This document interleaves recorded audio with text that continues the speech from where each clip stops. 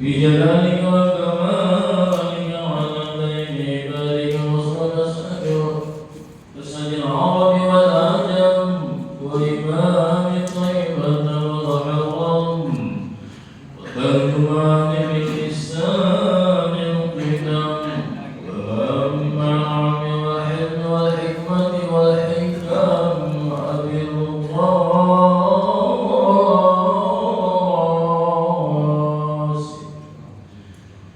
سيدنا وحبيبنا وشفيعنا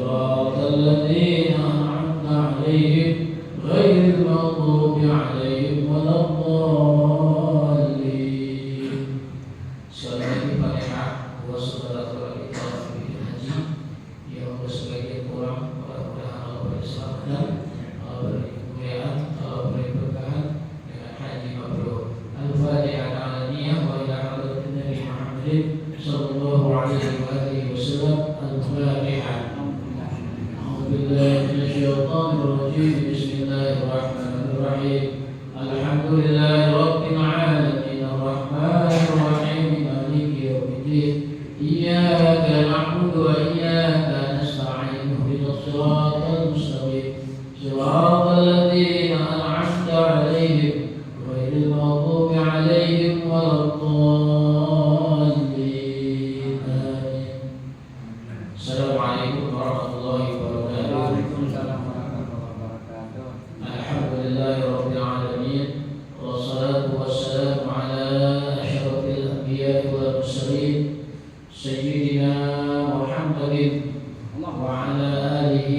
وصحبه أجمعين. رب اشرح لي صدري ويسر لي أمري واحلل عقدة من لساني يفقهوا قولي. اللهم إنا نسألك الفتوح والبنوح والرسوخ وصلاح الجسد والروح والتوبة النصوح. حسبي الله لما أهمني، حسبي الله لمن باب علي، حسبي الله لمن حسنني، حسبي الله لمن كان لي سوء. اللهم اكفنيهم بما شئت وكيف شئت. حسبي الله وكفى. سمع الله لمن دعا ليس وراءه منتهى. من توكل على الله كفي ومن اعتصم بالله نجا. اللهم صل على محمد وعلى آل محمد. قال الله ورسول الله صلى الله عليه وسلم كما هو مكتوب في كتاب متن ثلاث أربعة نووية في الأحاديث الثانية والثلاثون. عن أبي سعد بن مالك بن سنان الخدري رضي الله عنه أن رسول الله صلى الله عليه وسلم قال: لا ضرر ولا ضرار. حديث حسن رواه ابن ماجه والدارقطني وغيرهما مسندا. ورواه المالك في الموطأ عن عمرو بن يحيى عن النبي صلى الله عليه وسلم فأسقط أبي سعيد وله طرق يقوي بعضها ببعض.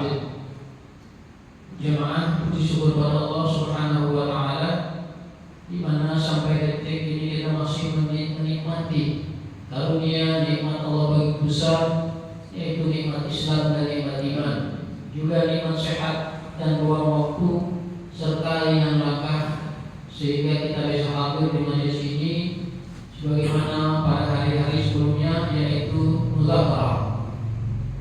Pada pagi hari ini insyaallah jatuh tanggal 23 Dzulhijjah, mendekati hari-hari akhir. Seminggu yang akan datang Dzulhijjah 1445 akan meninggalkan kita. Kita masuk kepada bulan Muharram 1446 Hijriah. Semoga Allah berikan kita kesehatan, keafiatan, amin. Salawat dan salam kepada junjungan kita Nabi besar Muhammad sallallahu alaihi wasallam, yang dengan diutusnya beliau terlepaslah dunia ini dan kegelapan menuju alam yang ada berdarah. Mudah-mudahan kita di hari kiamat nanti mendapat syafaat beliau. Amin ya Allah. Pagi hari ini kita masuk kepada hadis yang ke-32. Al-hadisus tsani wa tsalasun. Hadis yang ke-32. An Abi Sa'id bin Malik bin Sinan Al-Khudri, dari Abu Sa'id bin Malik bin Sinan Al-Khudri, semoga Allah ridha kepadanya, radhiyallahu anhu, anna Rasulullah sallallahu alaihi wasallam qala, sesungguhnya Rasulullah sallallahu alaihi wasallam bersabda, la darura wa la dirara. Jangan menimpakan bahaya kepada orang lain, dan juga jangan membalas keburukan dengan keburukan yang serupa. La darara wa la dirara. Jangan menimpakan bahaya kepada orang lain, dan jangan membalas dengan keburukan yang sama. Hadisul hasanun rawahu Ibnu Majah wa Daraqutni. Hadis ini diriwayatkan hasan oleh Ibnu Majah dan Daraqutni. Wa ghairuhuma musnad, sebagaimana juga yang lainnya. Wa rawahu Malik fil Muwatta. Sedangkan Imam Malik meriwayatkan dalam kitabnya Al-Muwatta an Amri bin Yahya an Abihi an Nabi sallallahu alaihi wasallam dari Amr bin Yahya dari bapaknya dari Nabi. Fa'asqala Abu Sa'id, tanpa menyebutkan bapaknya, tanpa menyebutkan Abu Sa'id. Walahu turukun yuqawi ba'dha bi ba'd. Hadis ini mempunyai banyak jalur perawi dan saling menguatkan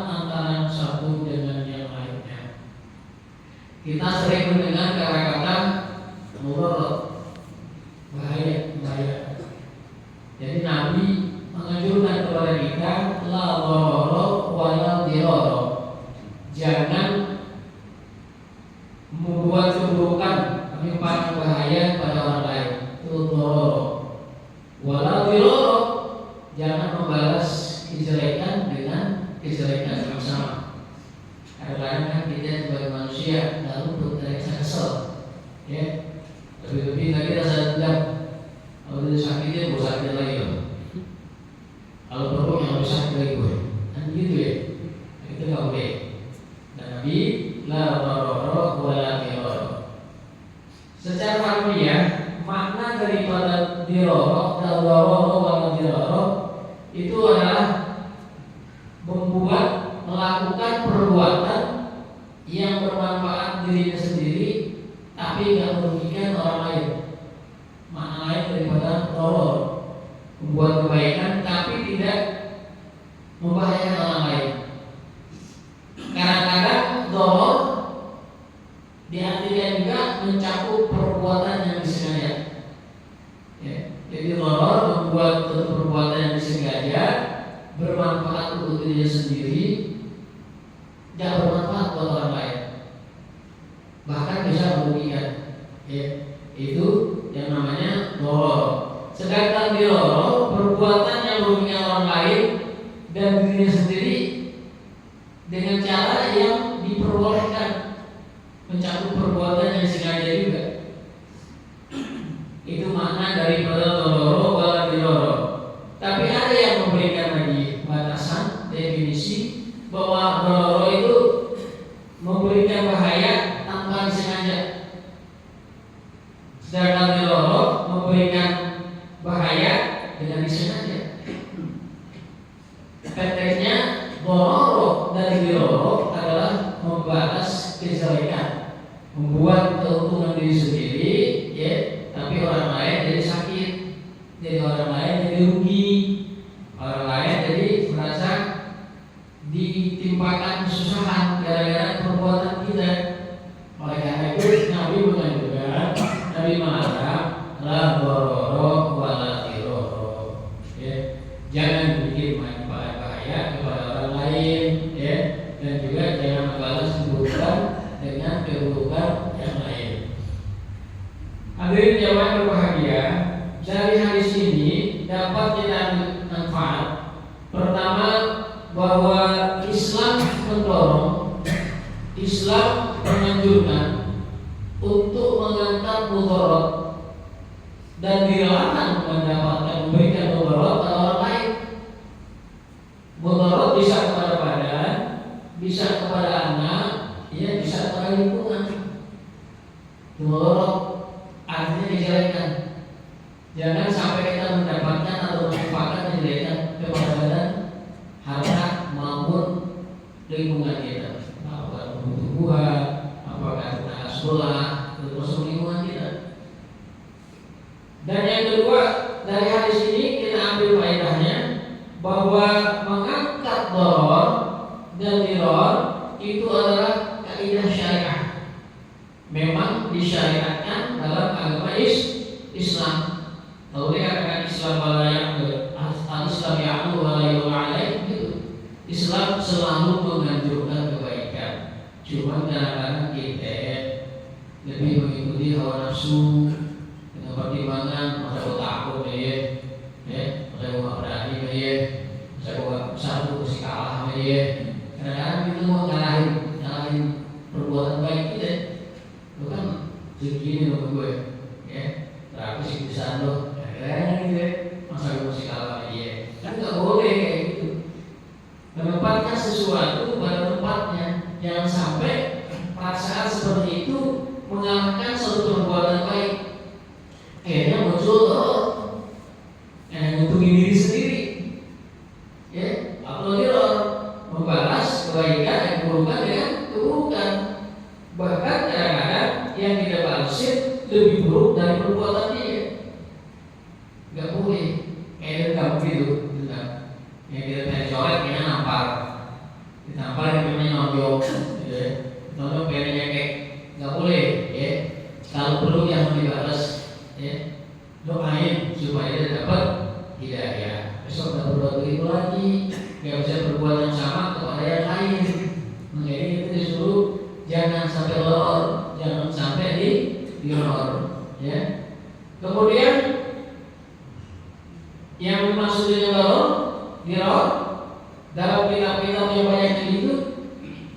Bisa juga kepada keluarga, anak istri, jangan sampai kita menyusahkan anak istri. Bahkan ada ulama yang mengatakan bahwa mata sabatul darar wajib raf'ahu wa mata sabatul darar wajib raf'uhu ma'al bihi qasidil dirar. Artinya jika ada darar, kapanpun itu darar membuat keuntungan pribadi yang dikenal orang lain, wajib dihilangkan. Maka sabatul darar wajib raf'uhu, wajib diangkat, wajib dihilangkan. Diangkat artinya dihilangkan, jangan sampai ada darar. Sabatul darar wajib raf'uhu, kapan juga adanya darar wajib pula dihilangkan. Ma'arubihi, disertai adanya hukuman qasidil idrar, karena darurat yang diberikan dengan sengaja. Jadi kalau muncul ada perbuatan darar, perbuatan dirar, sebaiknya kita mengangkat. Artinya jangan melakukan itu, karena itu tidak baik buat diri sendiri dan juga tidak baik buat lingkungan. Ya. Apa yang dimaksud dengan darar dan dirar? Contohnya, pertama, kalau seorang memiliki pohon, tiap hari siram air, tapi sembarangan aja, sampai airnya itu masuk ke rumah tetangganya, disengaja ataupun tidak disengaja, bisa mengganggu ketenangan tetangganya, bisa-bisa mencelakakan tetangganya. Kalau tanah rumahnya licin, siram air, jadi jatuh tanahnya, jadi jatuh tanah cucunya, jadi jatuh ambulan keluarganya. Itu nggak boleh. Itu yang disebut darar. Paham ya? Kepada lingkungan, kepada orang lain. Atau ada masalah dengan tetangga, salah paham, kita marah. Misalkan dia punya mesin, kita umpetin mesinnya, padahal bermanfaat juga buat diri kita, tapi sekedar nyusahin dia, karena mesinnya kita umpetin, jadi susah aja. Motornya, taruh motornya, businya kita angkat, umpetin, dan itu sama kertas yang bunyi-bunyi busi, starter nggak bunyi-bunyi, sampai didorong akhirnya itu motor bengkel, tahunya kertas sedikit di dalam busi. Kan nggak mungkin kalau sengaja dimasukin dari kertas. Itu nggak boleh. Itu termasuk juga darar. Jangan mengganggu tetangga, yang begitu menyusahkan tetangga. Apalagi kalau dia sudah tahu dia berbuat nggak baik begitu, tidak balas seperti itu. Jangan. Kemudian dulu di masa jahiliyah ada seorang suami nyari bininya, kemudian iddahnya mau kelar. Orang cerai kan iddah. Kalau orang cerai itu 3 bulan 10 hari atau 3 kali suci. Kalau orang meninggal cerai nanti 4 bulan 10 hari iddahnya. Dalam masa iddah itu dilarang menerima lamaran, haram. Orang lagi iddah jangan terima lamaran. Apakah iddahnya mati, cerai mati atau cerai hidup, nggak boleh. Nah, iddahnya itu orang udah habis selesai, ngajakin rujuk, ngajakin rujuk. Kemudian dia nolak lagi, belum sampai rujuk, udah nolak lagi yang kedua. Lalu masa iddahnya mau kelar, suaminya rujuk kembali. Kemudian bertahan lagi sampai 3 kali. Keempat, jelas tujuannya ini untuk dirar, yaitu menjalankan istri. Karena itu Allah batasi dengan firman Allah Subhanahu wa taala, at-talaqu marratani. Fa imsakun bima'rufin aw tasrihun bi ihsan. Ya surah Al-Baqarah ayat 200 229. Talak itu yang dapat dirujuk 2 kali. Talak itu 2 kali. Setelah itu boleh rujuk dengan cara ma'ruf atau menceraikan dengan cara yang baik. Kalau 2 kali, yang ketiganya mau cerai lagi, cerai ketiga itu kalau mau rujuk lagi dia harus nikah dulu istrinya dengan orang lain kalau dia laki-laki, dan dia bercerai dengan kemauan dia sendiri, bukan dia yang suruh. Ya, ada istilahnya dulu Cibute,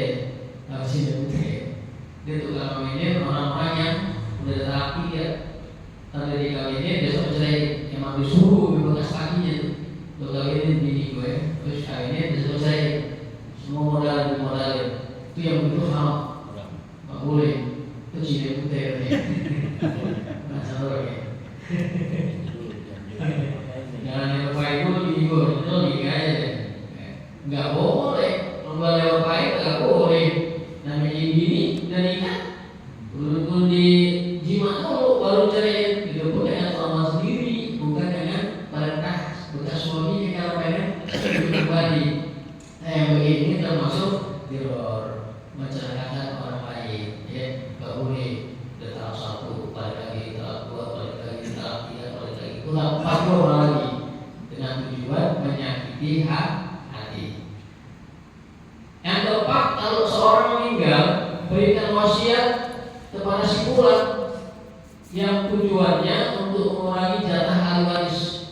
Karena sayangnya dia, misalkan orang kaya punya anak 3 deh, 1 diantaranya anak angkat, tapi anak angkatnya dengan kata banget,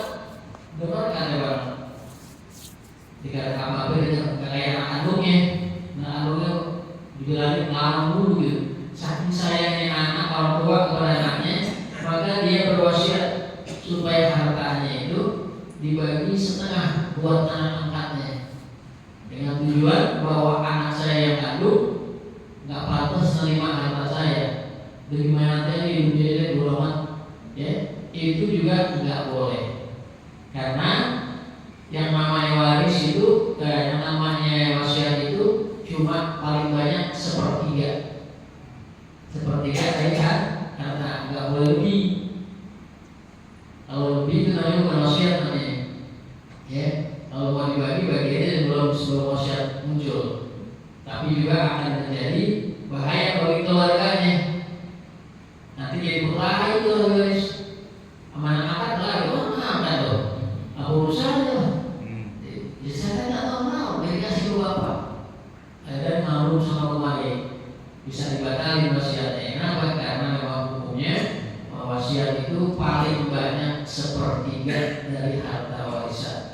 Kalau itu terjadi dengan dia menyakiti anak-anaknya, itu termasuk teror, tak boleh, ya. Kemudian apalagi yang bolong-bolong, ya senang bagi kita, karena enggak juga ada artinya. Cuma kita senang-senang secara zuhiriyah aja, enggak ada arti bagi kita. Perbuatan itu dilakukan enggak ada artinya. Memang ada perbuatan yang dilakukan enggak ada artinya, enggak ada. Bahkan bisa membahayakan dirinya dia. Apa itu? Rokok. Kita kan rokok hebat ya, kayak ngasih enggak ada artinya rokok. Kalau kita rokok apa resikonya? Kalau tidak rokok apa yang konsekuensinya? Kan sama aja. Bahkan kalau kita merokok, tidak usaha diri kita. Rokok itu kan pembunuh yang legal, ya, pembunuh yang tidak kapok. Itu pada di rokok. Rokok dulu bisa membunuhmu. Rokok akan membunuhmu. Sekarang rokok membunuhmu tuh. Tapi tetap aja besok. Maksudnya orang lain. Karena menurut ahli, asap rokok yang keluar dari perokok lebih bahaya daripada rokok yang diisi sendiri. Itu bahaya orang lain. Kelihatannya kecil, tapi bahaya. Itu termasuk di luar, nggak boleh, ya.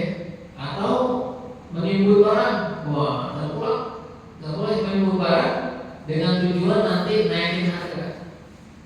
Kan bikin susah orang tuh. Pada saatnya barang nggak ada di dia semua.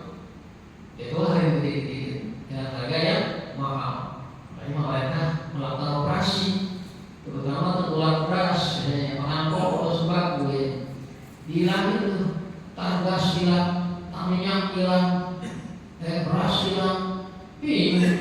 Indonesia lagi lo makmur.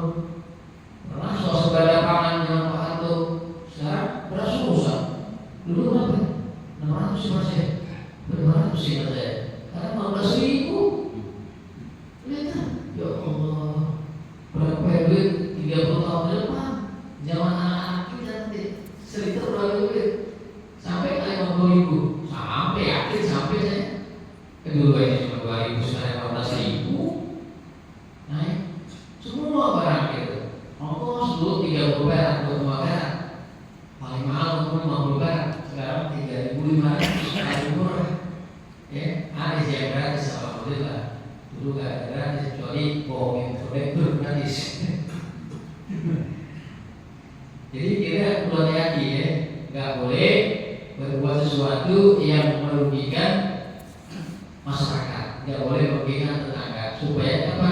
Hidup kita tenang, akur. Kalau akur enak, mau ngapain juga enak, baik tetangga, baik semua orang. Ya, jadi kaidahnya itu adalah ad-daruru yuzalu bid-darara al-khawf. Bahaya itu dihilangkan dengan bahaya yang lebih ringan. Jangan sampai dengan yang lebih berat lagi hilangin. Dari wajib rafa'ahu, wajib diangkat.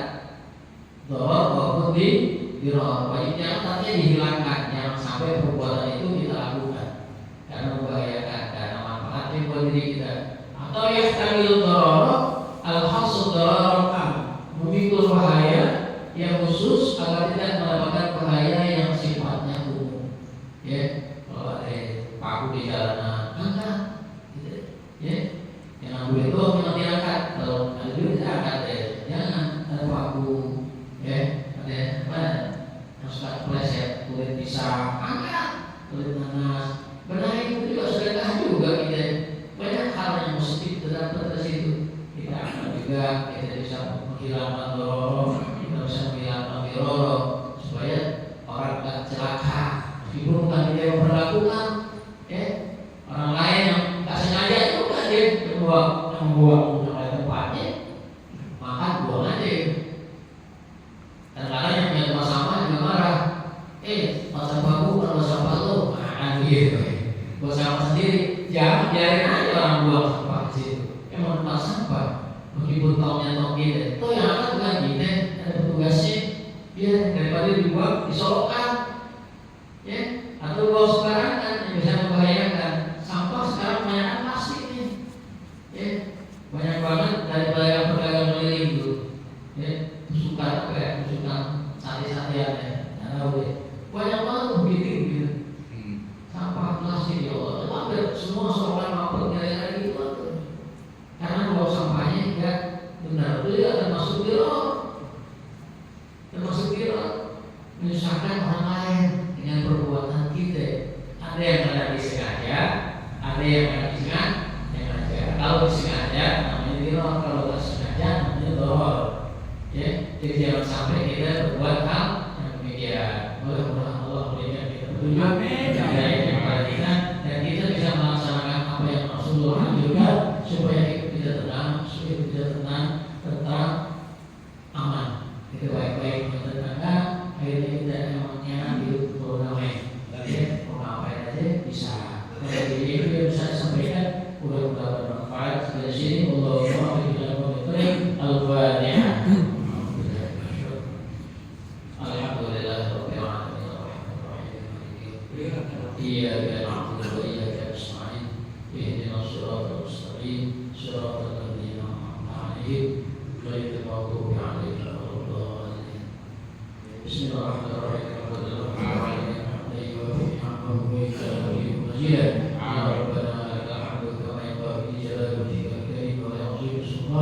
Allahumma salli wa sallim ala sayyidina Muhammad wa ala ali sayyidina Muhammad. Allahumma ihdina bihuda waj'alna mimman yusari'u bi ridha wa la tuwallina waliyan siwa wa la taj'alna mimman khalafa amraka wa 'asa. Hasbunallahu wa ni'mal wakeel.